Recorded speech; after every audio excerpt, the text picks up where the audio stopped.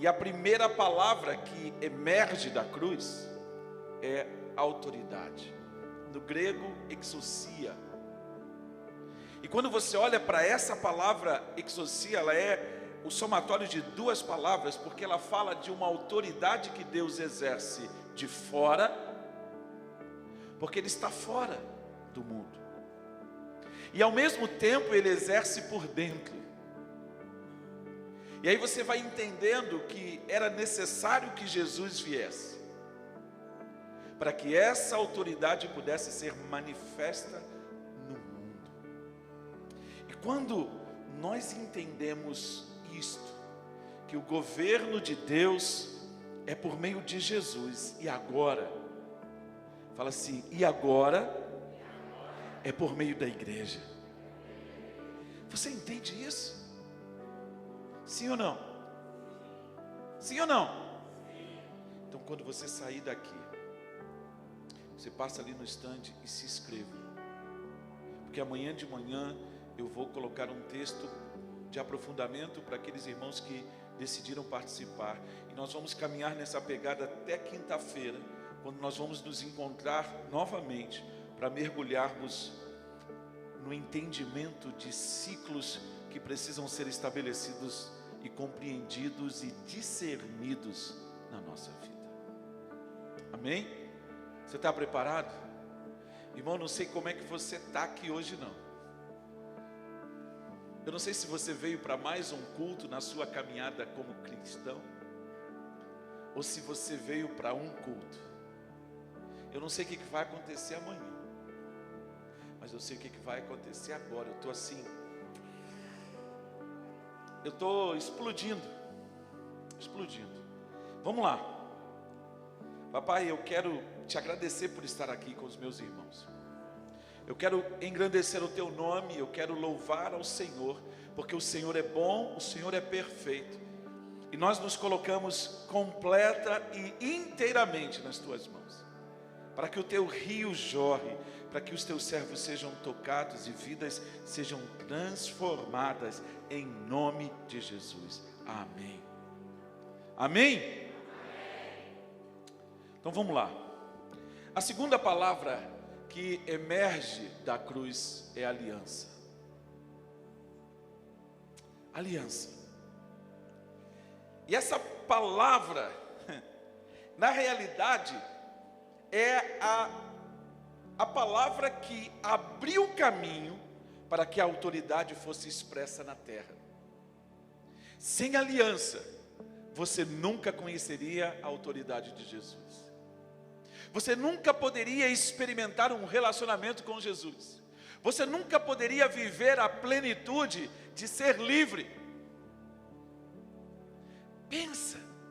Pense no que é entender a liberdade que Cristo nos traz.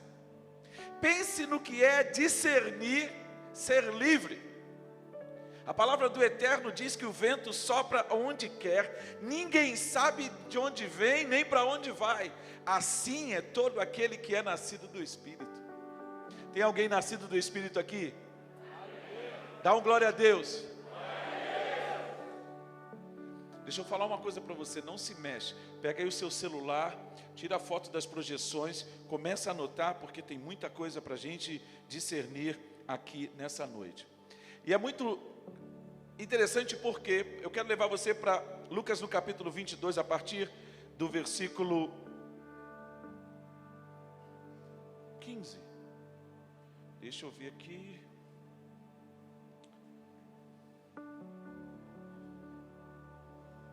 Versículo 16, de 16 a 20, diz assim: porque vos digo que não o comerei novamente. Jesus estava sentado com os discípulos à ceia. Eu fiz questão de que nós tenhamos ceia do Senhor em todos esses nossos encontros. Nessas 6 semanas seguintes, como na semana passada, nós vamos terminar esse culto celebrando o memorial da ceia do Senhor. Porque o Espírito Santo vai fazer com que em cada semana, em cada passo que a gente vai dando, Ele vai trazer discernimentos e você vai celebrar a ceia do Senhor de uma forma como você nunca celebrou antes. Olha que Jesus disse: porque vos digo que não comerei novamente, até que se cumpra no reino de Deus. E tomando ele um copo e, dando graças, disse: pegue isto e compartilhe entre vós. Pois eu vos digo que não beberei do fruto da videira de agora em diante, até que venha o reino de Deus. E tendo ele tomado o pão e dado graças, ele o partiu e deu a eles, dizendo: este é o meu corpo, que foi dado por você. Fazei isto em memória de mim. E da mesma maneira, ele tomou o cálice, e depois de comerem, dizendo: este cálice, que por vós é derramado, é a nova aliança, ratificada no meu sangue. Fala assim: nova aliança. Então, o que significa a cruz? A cruz é o instrumento pelo qual Deus ratificou a nova aliança, que é mediante o sangue. Fala assim: mediante o sangue. Fala assim: o sangue. Fala bem alto: o sangue é uma moeda. No reino do Espírito, sangue vale ouro.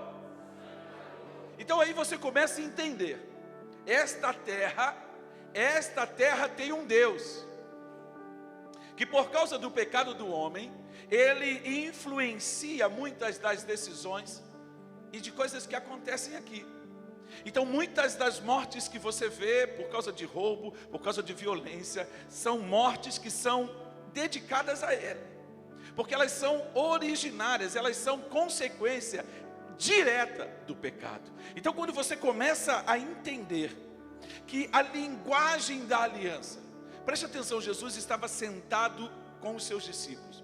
Ele pega o pão, parte o pão, dá aos seus discípulos. E ele diz: olha, esse pão é o meu corpo, que foi dado, que foi entregue por vocês. Mas quando ele toma o cálice, ele olha para o cálice, ele olha para aquele fruto da videira que está no cálice e diz: esse cálice é o símbolo de uma nova aliança. Fala assim: nova aliança. Por que uma nova aliança, queridos? Porque a aliança, presta bastante atenção nisso, a aliança é a coisa mais proeminente que a gente tem do Antigo Testamento. E ela reflete um caráter futuro. Presta atenção: quando Deus celebra uma aliança, Deus está caminhando na história, numa história que aponta para um fim. Presta atenção: tudo subsiste a partir de Cristo. João no capítulo 1, no versículo 1, é o mesmo relato que nós encontramos em Gênesis 1. Há uma similaridade direta, porque João vai dizer: no princípio era o verbo, e o verbo estava com Deus, e o verbo era, todas as coisas foram feitas por ele, e sem ele, nada do que foi feito se fez. Então você começa a compreender que Jesus é o cumprimento da antiga aliança. Só que é muito interessante, nós precisamos entender isso, porque a nossa mente, ela não consegue alcançar. Você já alugou um imóvel? Você já comprou um carro financiado? Você já celebrou algum tipo de contrato? E o contrato, ele é estabelecido dentro de uma premissa básica: você faz isso e eu faço aquilo. Você paga a prestação e no final, depois de ter pago todas as prestações, eu transfiro o carro para o seu nome, eu desalieno o carro. O carro está no seu nome, mas na verdade ele está alienado ao banco, que é o financiador daquela operação. Mas quando você entende a aliança, quando você a compreende por completo, tudo muda na sua história, porque a aliança, ela preconiza uma outra realidade. Na aliança você diz: eu sou de Deus e Deus é meu, eu pertenço a Ele e Ele pertence a mim. Então não há como descumprimentos unilaterais, porque na perspectiva do eterno, na perspectiva daquele que é o fiador da aliança. Queridos, é impossível, fala assim, é impossível quebrar uma aliança. É aí que você vai entender esse texto de Hebreus, no capítulo 6, no versículo 16. Os homens juraram por alguém superior a si mesmos, e o juramento confirma o que foi dito, pondo fim a toda discussão, querendo mostrar de forma bem clara a natureza imutável do seu propósito para com os herdeiros da promessa. Deus confirmou com juramento. Deus confirmou com juramento, para que por meio de duas coisas imutáveis, nas quais é impossível que Deus minta, sejamos firmemente encorajados, nós que nos refugiamos nele, para tomar posse de toda esperança a nós proposta. Temos essa esperança como âncora da alma, firme e segura, a qual adentra o santuário interior por trás do véu, onde Jesus nos precedeu, entrou em nosso lugar, tornando-se sumo sacerdote para sempre, segundo a ordem de Melquisedeque. Então, quando você entende que Deus não mente, repete bem alto, Deus não mente. E quando você compreende que Jesus entrou primeiramente no nosso lugar, Ele foi à nossa frente, Ele foi à nossa frente e se tornou o precursor, se tornou o primeiro, se tornou o mediador, se tornou o sacerdote. Portanto, você começa a entender que a cruz revela para nós uma realidade suprema. Não existe nada que signifique mais do que Cristo. E na medida em que a gente vai entendendo essa realidade, eu quero caminhar com você para que você entenda por que foi necessário o estabelecimento de uma aliança. Por que foi necessário Deus estabelecer alianças? E se você olhar para a história do Velho Testamento, você vai ver Deus fez uma aliança com Adão e Adão quebrou. Deus faz uma aliança com Noé. E quando Deus faz uma aliança com Noé,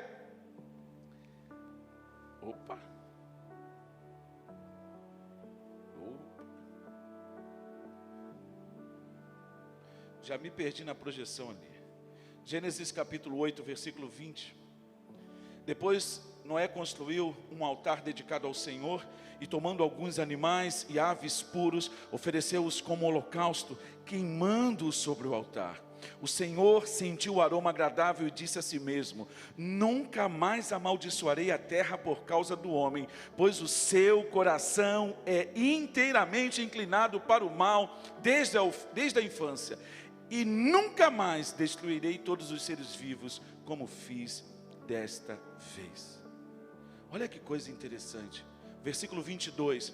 Enquanto durar a terra, plantio e colheita, frio e calor, verão e inverno, dia e noite, jamais cessarão. Preste atenção, porque essa palavra ela tem muito a ver com a sua vida. Deus está estabelecendo uma lei. Primeiro Deus disse, olha só, a oferta que Noé apresentou diante de Deus foi tão preciosa, chegou de forma tão agradável, que Deus toma uma decisão. Ele diz: Noé, eu nunca mais vou destruir a terra. Para comigo. Deus fala para Noé que nunca mais vai destruir a terra, e Ele estabelece uma lei de semeadura e de colheita. Ele diz: olha, vai haver semeadura e vai haver colheita. Vai haver semeadura e vai haver colheita. Esta é uma lei estabelecida e sustentada pelo Eterno. Mas o Eterno aponta algo surpreendente nesse texto. Parece que esse texto de Gênesis, ele encontra um eco lá em Romanos, no capítulo 8, no versículo 6, quando você percebe que a inclinação da carne é sempre para o mal. Então você vê o Eterno dizendo: olha, o homem é inclinado para o mal desde a sua infância. Então você percebe que nós temos um problema. Fala assim: nós temos um problema. Porque como Deus vai restaurar o relacionamento? Deus fez uma promessa para Adão. Deus fez uma promessa, fez um ato profético diante da serpente. Ele disse que o fruto da mulher pisaria a cabeça da serpente e esta lhe feriria o calcanhar. Deus fez uma promessa de restaurar o relacionamento entre ele e o homem, entre o homem e ele. E agora ele faz uma promessa para Noé de que não vai mais destruir a terra. Então nós temos um problema, e como é que nós vamos resolver esse problema? Como Deus vai resolver esse problema? Fala assim, Deus é um Deus de pactos. Fala assim, Deus é um Deus de alianças. Mas você vai entender, porque Deus dá um outro passo. Você percebe como Deus vai se movendo na terra? Você percebe como Deus vai caminhando na terra, e Deus dá um outro passo. Ele chega e decide chamar Abraão. Ele decide chamar Abrão para começar um relacionamento com ele. E esse relacionamento está narrado em Gênesis no capítulo 12, no versículo de 1 a 3. E é muito interessante, queridos, porque quando nós entendemos esta realidade, quando nós compreendemos a totalidade de quem Deus é, e aí você começa então a perceber como verdadeiramente Deus funciona, como verdadeiramente Deus opera. E é legal porque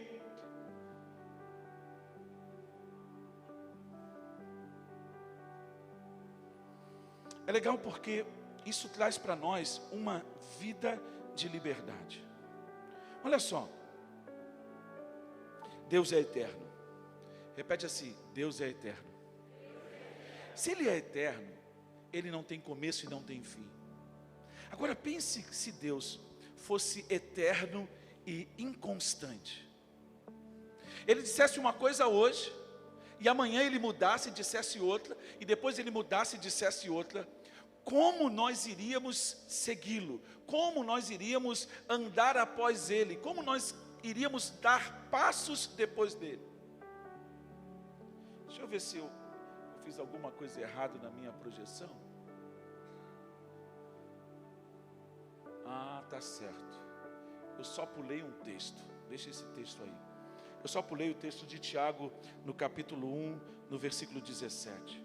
Toda coisa boa e todo presente perfeito vem de cima, descendo do Pai das luzes, o Criador e sustentador dos céus, em quem não há variação ou sombra lançada por sua volta, pois Ele é perfeito e nunca muda. Você entende que não há sombra lançada por Deus? Ele é perfeito, e tudo que é bom vem dele. Então quando você olha para essa condição de Romanos 3, no versículo 23, você descobre que a gente tem um problema grave, porque todos nós pecamos e nós estamos afastados da glória de Deus, nós estamos distantes de Deus, nós estamos longe de Deus. Então se o plano de Deus era restaurar o homem, se o plano de Deus era restaurar o relacionamento com o homem, se o plano de Deus era trazer o homem de volta para fora, Deus tinha que arrumar um jeito de entrar na terra. Deus tinha que arrumar um jeito de conseguir entrar na terra para criar uma oportunidade pela qual o homem pudesse voltar a ter comunhão com Ele. Como Deus é fiel, Ele não muda. Como Ele é fiel à sua palavra e Ele não muda. Como Ele é fiel à sua palavra e Ele é constante. Ele não poderia passar a mão pela cabeça do homem. Ele não podia simplesmente perdoar o homem deliberadamente para que ele pudesse restaurar o relacionamento com Ele. Então toda vez que nós transgredimos o mandamento, toda vez que nós transgredimos princípios, nós precisamos entender que há consequências, que há problemas, há dificuldades. Nós estamos muitas vezes, queridos, banalizando a graça. Nós estamos entendendo que porque somos cristãos, porque somos discípulos de Jesus, nós podemos viver à mercê de todas as coisas. Então a gente peca hoje, peca amanhã, peca depois, e a gente começa a perceber que existem alguns pecados que são recorrentes na nossa vida, pecados que não saem das nossas vidas, e é isso que nós precisamos compreender, porque quando nós olhamos para a cruz, nós percebemos que nós não podemos viver uma vida de pecado. Olha para a pessoa que está do seu lado assim, fala para ela assim: você não pode viver uma vida de pecado. Você percebeu como é que você falou até com dó? Você não falou com a ousadia e com a determinação que são necessárias. Olha para a pessoa que está do seu lado e fala para ela assim: você não pode viver uma vida de pecado. Agora fala para outra pessoa que está do outro lado, fala assim: você não pode viver uma vida de pecado. Sabe o que isso produz? Isso produz dor em você se você estiver em pecado. Porque quando você ouve alguém dizendo para você, você não pode viver uma vida de pecado, e você está em pecado, isso gera um confronto dentro de você. E é esse o negócio de Deus nessa noite. Ele quer trazer um confronto dentro de você, para que você possa entrar num lugar extraordinário. Fala assim para a pessoa que está do seu lado: se você se arrepender. Fala para ele com convicção, diga assim bem alto: se você se arrepender, Deus tem uma vida extraordinária. Fala assim: eu quero. Arrependa-se. Esse é o desafio, queridos. E é interessante porque Deus falou para Abraão, falou assim: Abraão, sai da tua terra, sai da tua parentela, sai da casa do teu pai. E Abraão não pestanejou. Nós estamos cansados de saber que Deus não deu o mapa para Abraão, que Deus não deu condições, dizendo: olha, vai acontecer isso, vai acontecer aquilo. Deus simplesmente falou para ele: Abraão, olha só, eu vou abençoar todos que abençoarem você. Eu vou estar sempre com você. Ele disse para Abraão: Abraão, através de você, todas as famílias da terra serão abençoadas. E Abraão moveu, juntou a sua mulher, juntou tudo aquilo que ele possuía, e ele simplesmente obedeceu. Fala assim: Abraão obedeceu. Quando a Maria dava o testemunho dela, eu lembrei que nós conversamos sobre isso essa semana. E o grande dilema das nossas vidas é que nós queremos que Deus nos dê um mapa. Deus quer dizer: olha, abra o negócio dessa forma e que vai acontecer assim, vai acontecer assado, vai acontecer desse jeito. E aí você quer ter todas as respostas de Deus para que você decida obedecer. Preste atenção, a autoridade de Deus é absoluta. Repete comigo: a autoridade de Deus é absoluta. Fala assim: a autoridade de Deus é absoluta. Todas as outras autoridades são delegadas por Deus, portanto são relativas. Mas Deus, na sua palavra, é absoluto. Você pode questionar: eu não estou entendendo. Eu não estou entendendo. E você vai continuar sem entender. Sabe por quê? Porque Deus não responde duas vezes aquilo que Ele já disse. Se você está procurando respostas que Ele já deu na palavra, Ele não vai te responder. Ele não vai te responder. Não adianta você tentar negociar não, filho. Você apresentar razoados, você apresentar argumentos. Todos os seus argumentos não subsistem diante do Eterno, porque Ele é absoluto. Então, quando você entende isso, você compreende que Deus chamou Abraão, ele obedeceu ao seu chamado. E aí, como Abraão obedeceu ao chamado, Deus faz uma aliança com ele. Deus não é um Deus de pacto, Deus não é um Deus de aliança. Então você vai começando entendendo a progressão. Primeiro, Abraão saiu da terra. Abraão deu o primeiro passo. Quando ele deu o primeiro passo e obedeceu, Deus foi lá e fez uma aliança com ele. Está aí, ó, Gênesis no capítulo 15, no versículo 1. Olha o que Deus diz: não tenha medo, Abraão, eu sou o seu escudo, grande será a sua recompensa. E o versículo 6 diz que Abraão creu, e isso lhe foi creditado como justiça.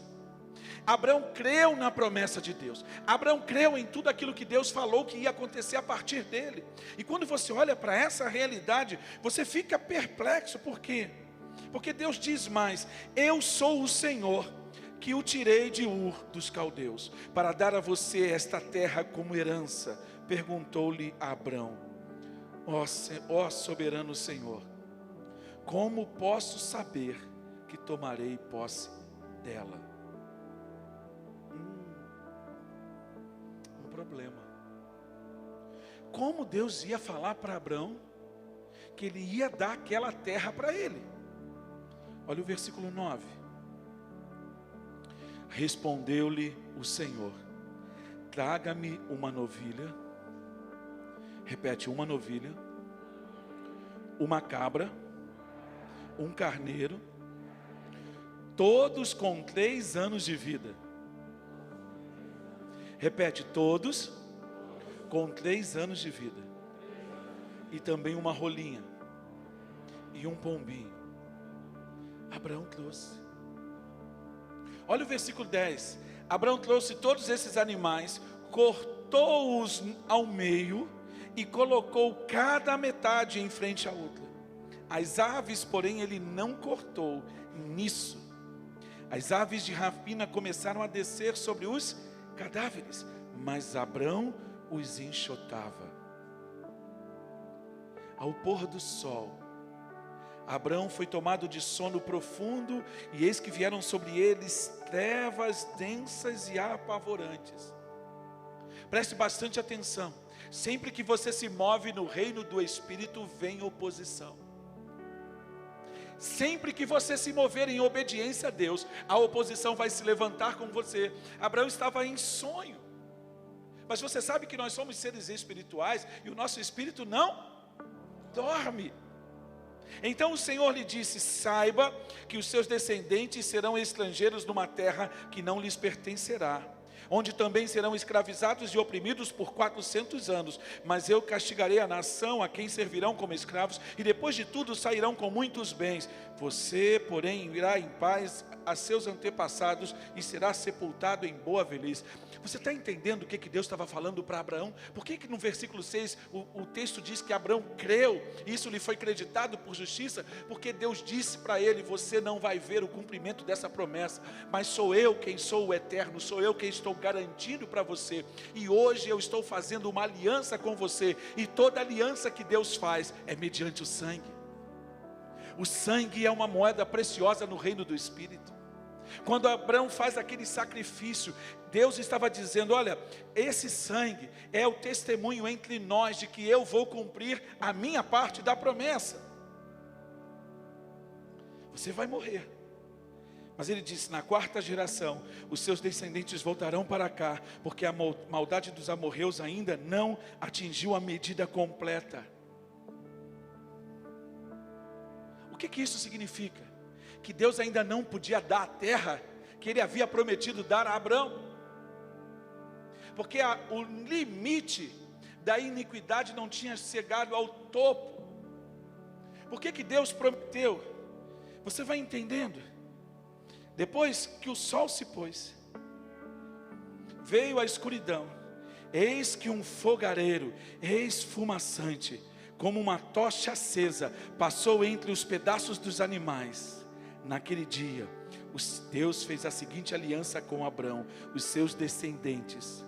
Dei esta terra, desde o ribeiro do Egito até o grande rio, o Eufrates, a terra dos queneus, dos quenezeus, dos cadumeus, dos hititas, dos fariseus, dos rafins, dos amorreus, dos cananeus, dos girgazeus e dos jebuseus. Deus fez uma promessa: eu vou te dar toda essa terra. Fala assim: o meu Deus é um Deus de aliança. Então o problema da terra estava resolvido. Mas Deus fez uma promessa para Abrão. Deus falou para ele: você vai ser pai de uma grande nação. E o nome de Abrão é pai exaltado. Ele já tinha o nome de um pai exaltado, mas ele ainda não era pai de uma grande nação, porque ele não tinha herdeiros. Então, quando você entende a respeito de que esse pacto de sangue é o pacto mais forte que possa existir, você começa a entender que Deus vai levar Abrão para um outro nível. Fala assim: Deus quer me levar para um outro nível. Abrão aceitou a proposta de Deus. Veja aí, Gênesis 17, olha só, quando Abraão estava com 99 anos de idade, o Senhor lhe apareceu de novo, Deus veio de novo e disse: eu sou o Deus Todo-Poderoso, ande segundo a minha vontade, seja íntegro. Deus vai estabelecer uma nova aliança com Abraão. Deus vai a ele, e ele começa no versículo 4 dizendo, versículo 4, de minha parte, olha o que Deus fala para Abraão: de minha parte, esta é a minha aliança com você, você será pai de muitas nações. Qual é a primeira coisa que Deus faz? Versículo 5, não será mais chamado Abrão, pai exaltado, seu nome será Abraão, pai de muitas nações, porque eu te constituí pai de muitas nações. E Deus diz: olha, eu vou fazer você prolífero, eu vou fazer de você um homem grande. É muito interessante quando Deus faz essas promessas, e agora Deus não está fazendo uma promessa baseada na terra. Deus está prometendo que Deus vai dar descendentes. É interessante, quando ele fez o convite para que Abraão se envolvesse com ele, Deus não fez nenhuma aliança com o homem, Deus não fez nenhuma aliança com Abraão. Deus esperou primeiro que Abraão se movesse, e progressivamente ele foi respondendo aos anseios do coração de Abraão, às dúvidas de Abraão. Em 25 anos, 24 anos são passados, aí Deus decide descer para fazer uma aliança com ele.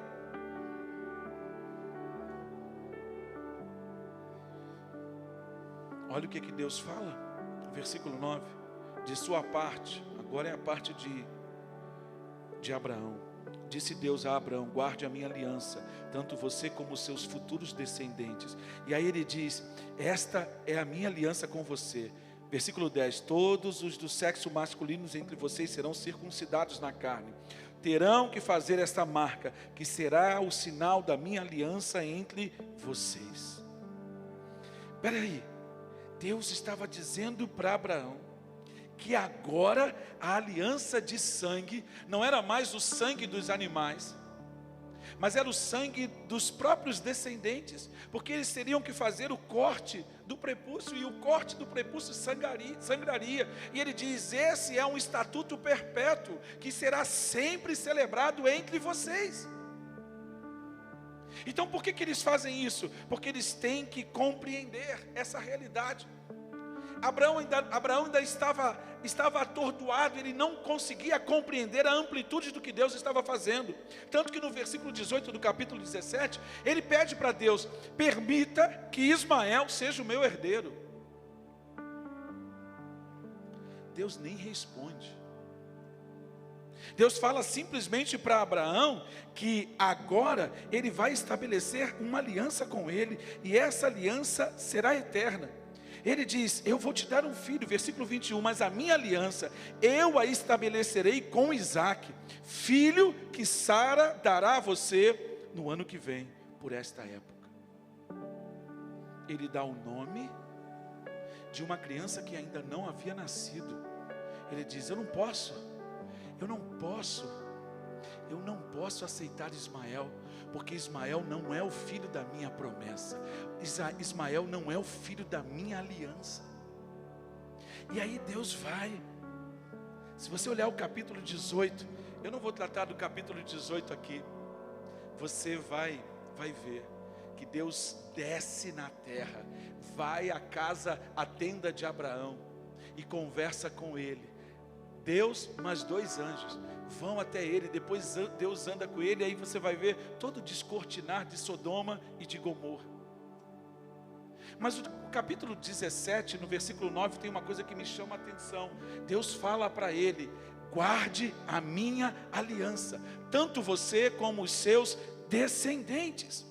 E se você olhar o versículo 27, você vai ver que naquele dia todo mundo foi circuncidado na casa de Abraão. Então esse foi o sangue dessa aliança que Deus estabeleceu com Abraão. E as coisas vão avançar. Sabe por quê? Porque Deus, quando Ele se move na terra, Ele quer que os propósitos dEle se cumpram. Então quando você lançar o olhar lá para Lucas no capítulo 22, Você entende agora que quando Jesus está sentado à ceia com os seus discípulos, e ele pega o cálice, e ele levanta o cálice, e ele olha para os seus discípulos e ele diz: este cálice é o novo pacto, é a nova aliança que agora eu estou estabelecendo no meu sangue. Então ele pega Gênesis no capítulo 17, ele pega Gênesis no capítulo 22 e chega diante dos discípulos dele, estabelece o memorial da ceia do Senhor e diz para ele: esse é o pacto é o novo pacto que agora é estabelecido no meu sangue. Meus irmãos, quando a gente entender isso, quando o Espírito Santo descortinar esta revelação dentro do seu coração, e ela começar a fazer sentido, você vai perceber o peso que essa revelação vai trazer para a sua vida. Eu sei que você está aqui olhando para mim e está perguntando assim: aonde que ele vai chegar? Gênesis capítulo 22. Vamos lá. Está aí, ó.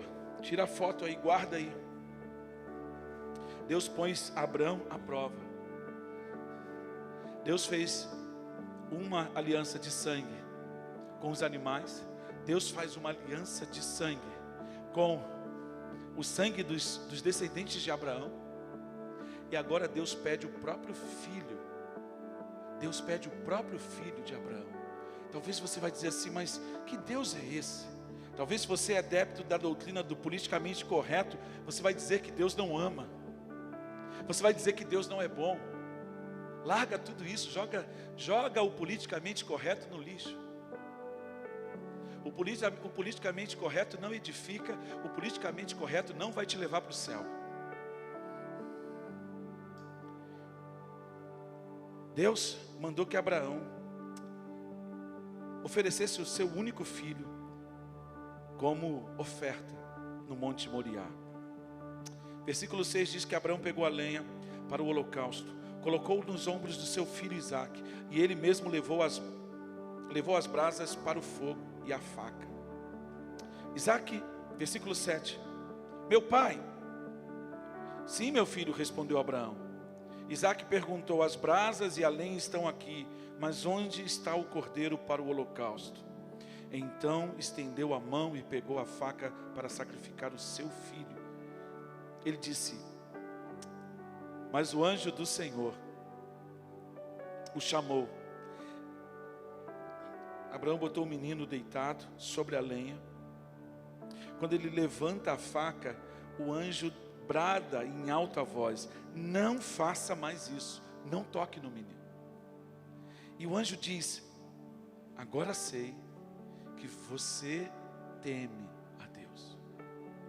Sabe o que significa Abraão ter levantado a faca para oferecer Isaque como sacrifício?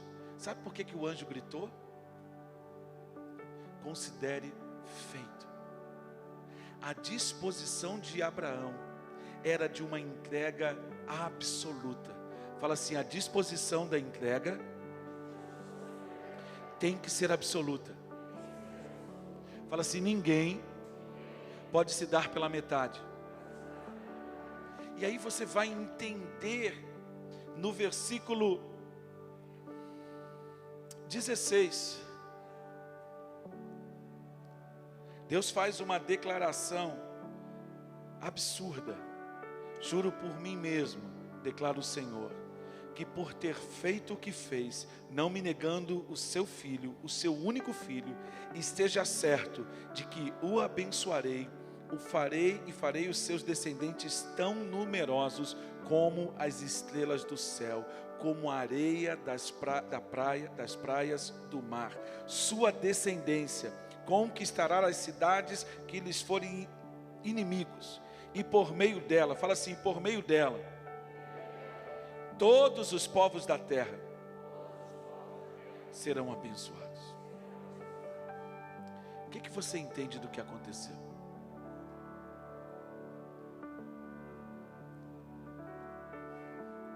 Deus fez uma promessa a Noé: eu não vou mais destruir a terra.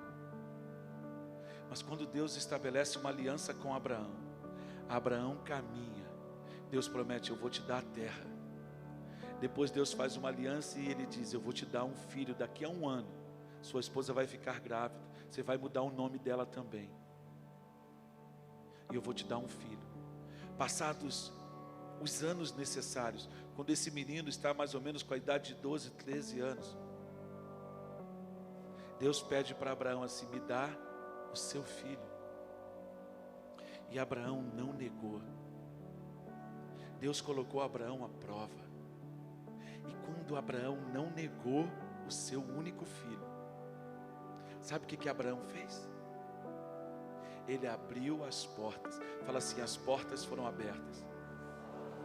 Eu acho que você não entendeu. As portas foram abertas para que Deus possa dar o filho dele. Deus conquistou o direito legal de entrar na terra. Salmo 115, versículo 16, diz que os mais altos céus pertencem ao Senhor, mas a terra Ele deu aos filhos dos homens. Tudo aquilo que Deus dá, Ele não toma de volta. Você entende? Ele deu. A terra Ele deu aos homens. O homem deu a terra ao diabo. Aí Deus precisa entrar na terra. E aí você vai entender que Deus precisava conquistar um mecanismo. Deus precisava ter uma autoridade legal para entrar na terra, para mudar o jogo. E aí você vai entender por que Paulo, quando escreve, ele fala que Cristo é o novo Adão, ele é o novo cabeça. Ele nasce de uma mulher, mas ele não nasce da semente do homem, porque se ele nascesse da semente do homem, ele seria pecador. E por nascer da semente de Deus, colocada na mulher, ele se torna o cabeça de uma nova raça. Queridos, precisa você entender que para que nós nos movamos nessa terra, nós precisamos de um corpo. É por isso que o jogo está pesado, porque os demônios, eles precisam de corpos, eles precisam de pessoas, eles precisam mudar o jogo. E o que nós estamos contemplando nesse tempo é um palco, é um cenário completamente favorável para que os filhos das trevas sejam manifestos, sejam revelados.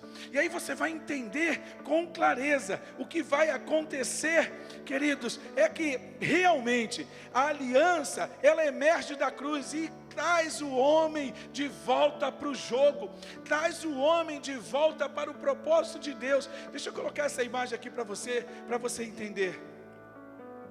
Gênesis 1, no capítulo 26 e 28, diz que Deus fez o homem à sua imagem e conforme a sua semelhança.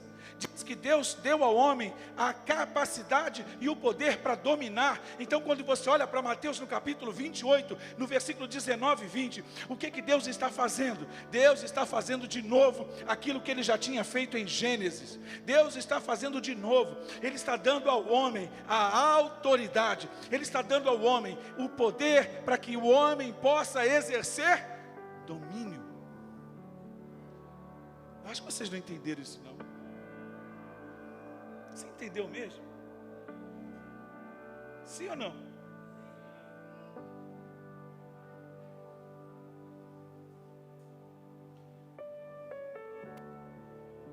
Entendeu mesmo? Não é possível. Eu acho que vocês não entenderam que quando Jesus olha para os seus discípulos,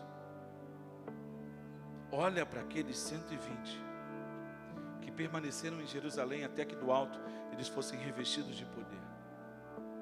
Ele diz: é-me dado todo o poder nos céus e na terra. Eu conquistei todo o poder e toda a autoridade nos céus, na terra e debaixo da terra. Agora vocês podem colocar o mundo de volta no caminho.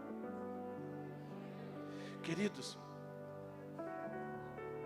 você não está entendendo. Porque essa sua reação de prostração, de quietude, ela não corresponde com a realidade de quem está entendendo que os céus estão abertos para nós, que não existe nada que possa nos paralisar, não existe nada que possa nos impedir, não existe nada que possa impedir o avanço do reino de Deus através das nossas vidas. Toda a criação de Deus está sendo colocada de volta no lugar. Então a aliança foi o caminho que Deus trabalhou. A aliança foi o caminho que foi necessário trilhar para que na cruz a autoridade fosse restaurada. Então sem aliança não haveria cruz. Esta palavra que emerge na cruz é para transformar a nossa vida por completo, é para mudar a totalidade do que nós somos, é para que façamos, é para que entendamos que a partir desse entendimento, a partir dessa compreensão, eu ando numa outra frequência, eu gravito num outro universo. Por quê? Porque eu tenho a revelação de que a autoridade me foi dada para estabelecer o reino de Deus na terra. A autoridade foi gerada para que realmente eu possa mover a minha vida em autoridade, para que o reino de Deus possa fluir, para que o rio de Deus, que desce do trono de Deus e do Cordeiro, possam jorrar a água que produz vida. A palavra do Senhor diz que aquele que bebe do Senhor, da água que Jesus dá, do seu interior fluem águas vivas. Será que você está entendendo ou não está entendendo?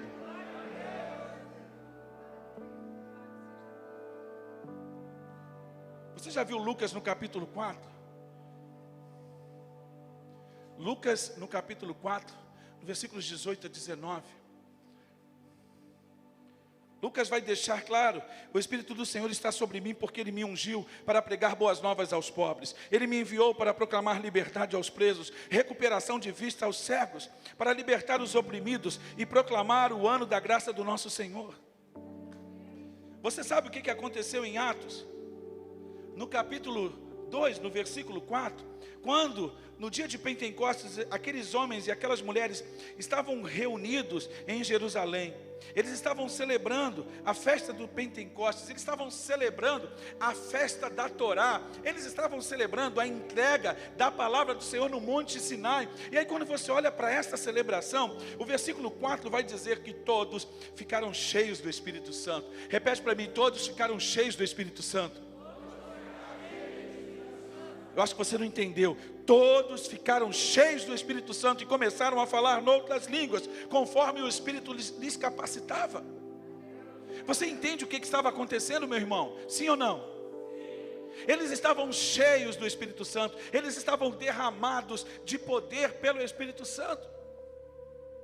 E o que acontece agora? A unção está sobre todos nós. A unção está sobre todos nós. O Espírito do Senhor está sobre nós. O Espírito do Senhor está sobre nós. E Ele nos capacita, Ele nos unge, Ele nos impulsiona. Para quê? O que diz Efésios no capítulo 4, versículos 11 e 12? O que diz? Você conhece o texto? O que o texto vai dizer, filho? Ele deu um. Que mais? Ele deu uns, designou alguns como apóstolos, outros para profetas, outros para evangelistas, outros para pastores e mestres, com o fim de preparar os santos para a obra do ministério, para que o corpo de Cristo seja edificado, até que todos alcancemos a unidade da fé e o conhecimento do Filho de Deus e cheguemos à maturidade, atingindo a plenitude de Cristo. Então preste atenção. Agora o Espírito do Senhor está sobre nós, Ele está em nós. Então isso significa que nós temos uma aliança com Jesus. Nós estamos nos movendo numa aliança. Nós estamos nos movendo num nível de entrega. Nós estamos nos movendo sendo guiados pelo Espírito Santo. Então quando você olha para esse texto e você olha: o Espírito do Senhor está sobre mim, porque Ele me ungiu para quê? Para pregar boas novas aos pobres. Sabe qual é a relação que isso tem lá em Efésios no capítulo 4? São os evangelistas. Ele me enviou para proclamar liberdade aos cativos, ou seja, tirar as pessoas de um poço profundo de incredulidade. Esses são os mestres. Ele nos enviou para recuperação de vista aos cegos. Esse é o ministério pastoral que é exercido pela igreja, para libertar os oprimidos. É o ministério profético e para proclamar o ano da graça do nosso Senhor. Esse tempo, essa plenitude, essa dimensão aonde o Espírito Santo pode atuar com liberdade, é o ministério apostólico. Então, quando você olha para essa realidade, queridos, a aliança da cruz abriu o caminho da restauração de todas as coisas.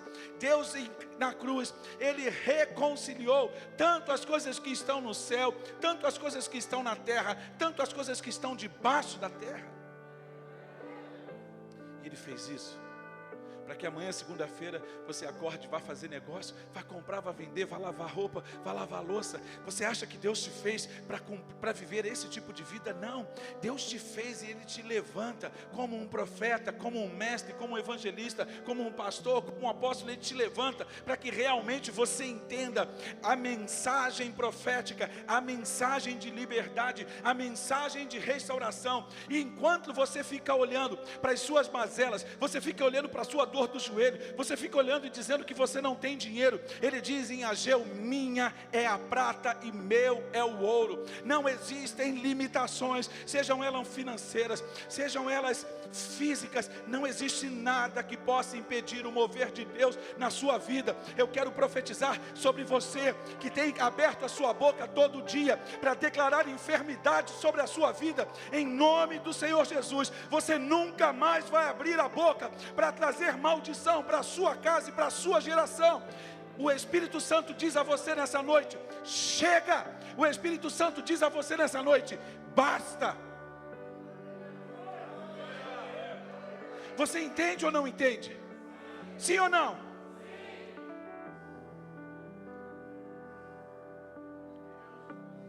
Olha para a pessoa que está do seu lado aí na sua sala. Olha para a pessoa que está do seu lado, sentado aí do seu lado nesse templo. Diga para ela: chegou o tempo. Fala para ela com autoridade: chegou o tempo de mudar de vida. Chegou o tempo de trocar de veste.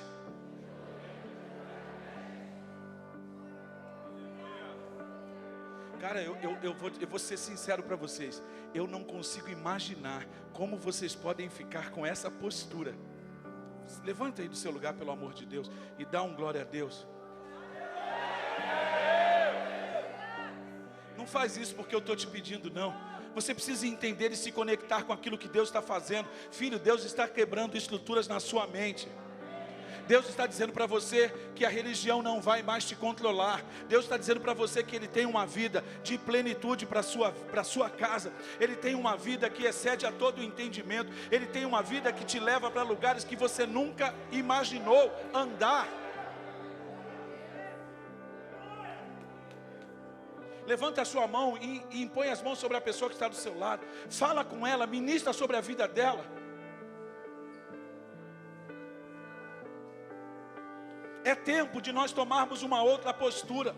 Que todo o espírito, tudo aquilo que está aninhado na sua mente, vai cair por terra em nome do Senhor Jesus. Vai cair por terra em nome de Jesus. Olha para a pessoa que está do seu lado aí na sua sala e ore com ela. Ministre sobre a sua vida.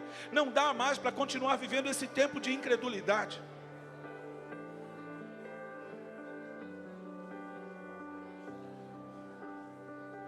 Incredulidade, saia em nome de Jesus. Você que é religioso, você vai ser quebrado agora em nome do Senhor Jesus. Toda a religião vai ser tirada de você.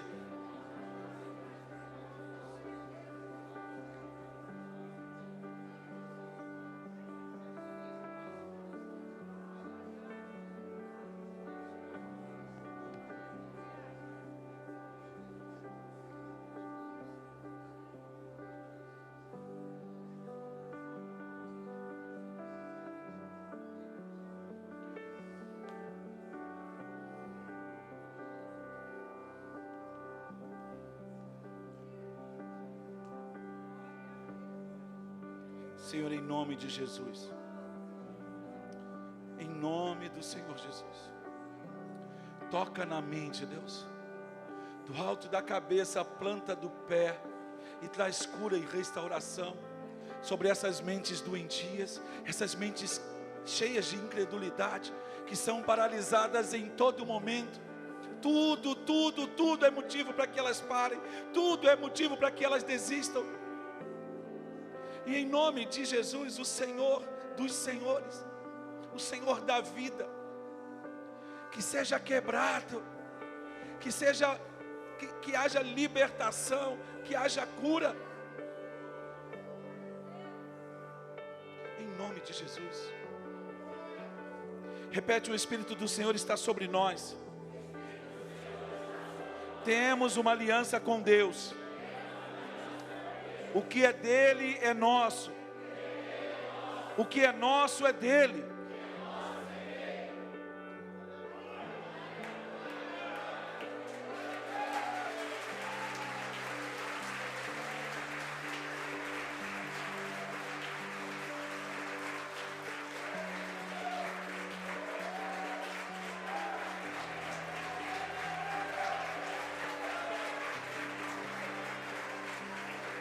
Toma assento no seu lugar. Daniel, no capítulo 2, no versículo 34 e 35, quando ele interpreta o sonho que Nabucodonosor tem, ele diz: enquanto estavas observando, uma pedra soltou-se, sem o auxílio de mãos, atingiu a estátua nos pés de ferro e de barro e os esmigalhou. Então o ferro, o barro, o bronze, a prata e o ouro foram despedaçados e viraram pó, como o pó da debulha do trigo na eira durante o verão. O vento os levou, sem deixar vestígio, mas a pedra que atingiu a estátua tornou-se uma montanha e encheu a terra.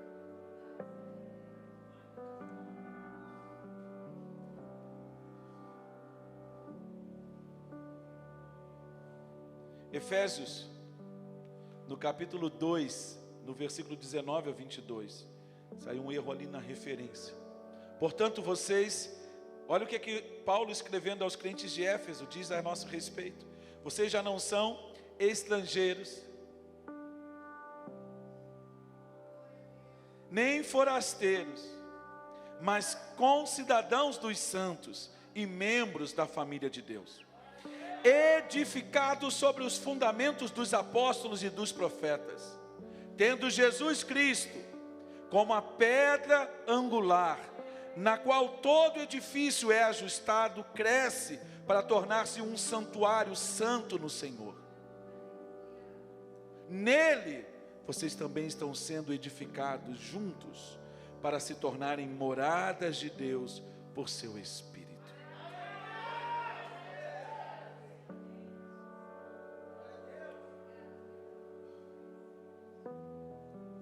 Daniel, no capítulo 2, no versículo 44 e 45.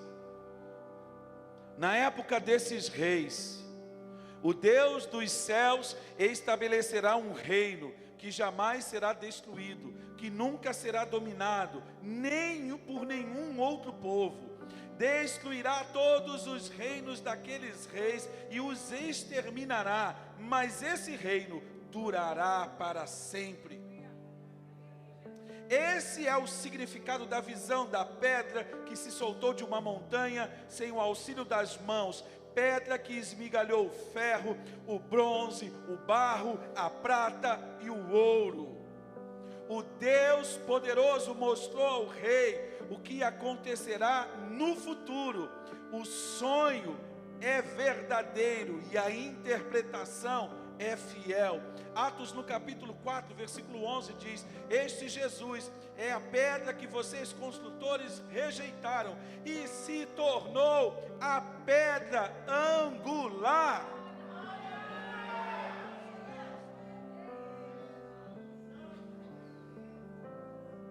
Primeira Pedro, anote aí, capítulo 2, versículo 6 a 10, diz assim: pois assim é dito na Escritura: eis que ponho em Sião uma pedra angular, escolhida e preciosa, e aquele que nele confia jamais será envergonhado. Portanto, para vocês, os que creem, esta pedra é preciosa, mas para os que não creem, a pedra que os construtores rejeitaram, tornou-se a pedra angular, e pedra de tropeço e rocha que faz cair. Os que não creem tropeçam, porque desobedecem a mensagem para o que também foram destinados. Vocês, porém, são geração eleita, sacerdócio real, nação santa, povo exclusivo de Deus, para anunciar as grandezas daquele que o chamou das trevas para a sua maravilhosa luz. Antes vocês nem sequer eram povo, mas agora são povo de Deus. Não haviam recebido misericórdia, mas agora receberam. Deixa eu te perguntar uma coisa, você que está sentado aí atrás, você que está sentado aqui na frente, você que está em casa, me responda. Você pode continuar sendo a mesma pessoa com essa revelação? Você pode continuar apresentando os mesmos argumentos? Você pode continuar vivendo essa vida miserável que você está vivendo? Não sou eu não que estou dizendo, é o Eterno que diz que nós recebemos dos nossos pais essa vida por herança. Ela foi transmitida por tradição. Então, se você não permite que a sua mente se renove todos os dias pela exposição da palavra, você vai reclamar de uma vida infrutífera. Você vai reclamar de não viver a plenitude.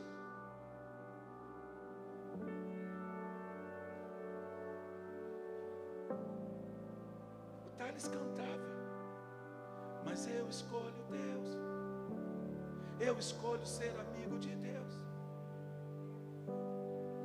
Você tem que escolher Cristo todo dia.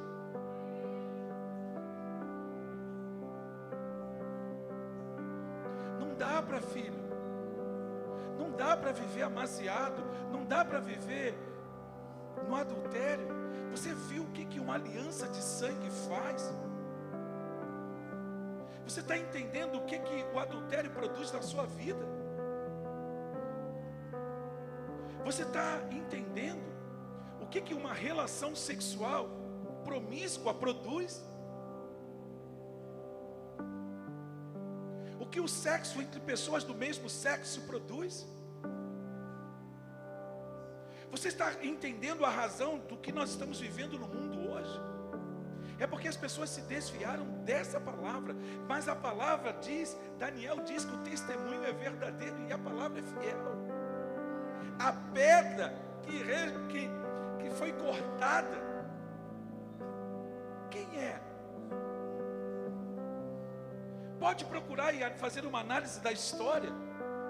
Você vai ver que até a plenitude dos tempos, o último império que subsistiu foi o Império Romano. Desde que Jesus foi revelado, eu quero que vocês me mostrem um outro império que se levantou na terra. Nenhum.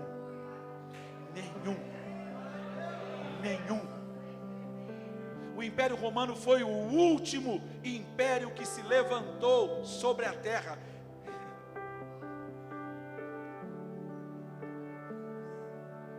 Ele diz: eu sou o Alfa e o Ômega, eu sou o princípio e o fim. Quando o Filho do Deus Altíssimo colocou o pé na terra, todos os impérios ruíram. Então eu vou perguntar para você, filho, você está com medo de 11 homens sentados na Corte Suprema, 10 homens sentados na Corte Suprema? Fala a verdade, você está com medo de ir preso? A palavra do Senhor nos declara: por amor de ti, somos entregues à morte todos os dias, fomos considerados como ovelhas para o matadouro. Então o Espírito Santo diz para nós nessa noite: não temas. Você não entende. Você começa a entender. Abacuque no capítulo 2, versículo 14: mas a terra se encherá do conhecimento da glória do Senhor, como as águas enchem todo o mar. Sabe o que isso significa? A glória do Senhor, o conhecimento da glória. A glória do Senhor é Jesus. Ele é a imagem do Deus invisível.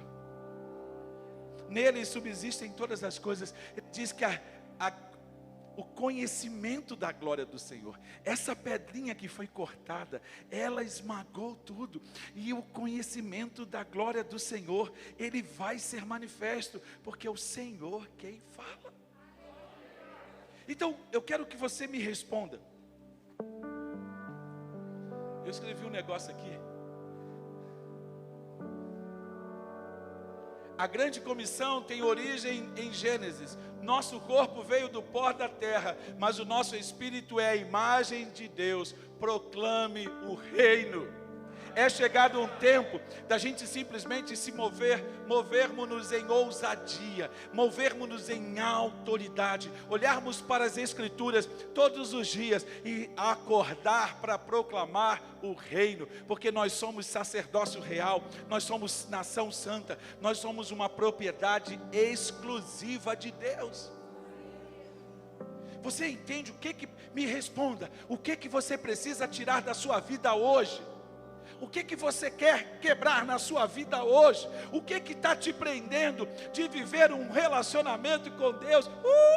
Que você simplesmente se delicia. Você está sozinho em casa no quarto e você começa a salmodiar, e você começa a adorar, você começa a cantar. Vocês estão entendendo? A vida de Deus é no quarto, filho. A vida de Deus começa no quarto, para a gente chegar aqui derramado. Quem está me entendendo? Dá glória a Deus aí. O que está faltando para você? Nós já fizemos 2 orações. Eu quero te perguntar 3 orações. Eu quero te perguntar o que está faltando. O que está faltando para realmente você terminar esse ano carimbado com o selo do Espírito na sua vida, realmente entendendo que a plenitude de Deus chegou de verdade para você, que o reino do Espírito é manifesto na sua vida com ousadia e com poder. Sexta-feira, preste atenção. Sexta-feira, quinta eu vou ter um encontro de aprofundamento, quarta eu vou ter quarta da guerra, e sexta-feira eu vou ter um culto de libertação aqui. Um culto de libertação. Tudo que está preso na sua vida tem que sair. Você está entendendo? Tem que sair. Ou sai ou sai. Mas no dia 8, que dia? Dia 8 é feriado na nossa cidade, não é? Nós vamos ter um dia de oração e adoração. Vamos começar aí 5 horas da tarde, 5h10, 5h15, e vamos até terminar. É feriado. Qual vai ser a desculpa que você vai apresentar? Porque você é mestre em encontrar desculpas. Tudo é mais importante na sua agenda. Tudo tem prioridade na sua agenda. Aí você vai dizer que ama a sua família, e você diz que a sua família está à frente do reino na sua vida. Porque é isso que você está fazendo. São esses os valores que você está ensinando para o seu filho.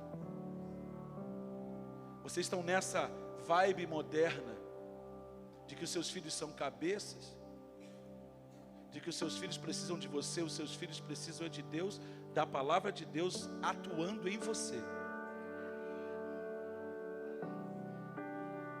Então você precisa entender que nós só temos um caminho. A gente tem que correr para a cruz. Você entende?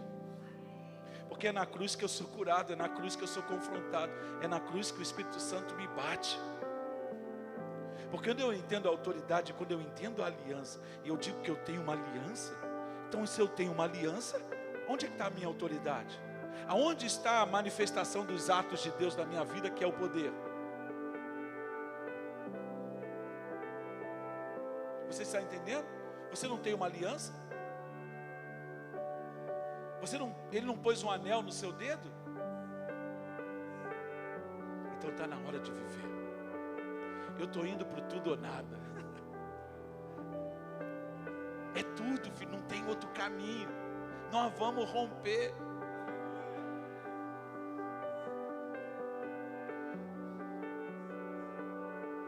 Eu creio. Você crê? Então fica de pé em nome de Jesus.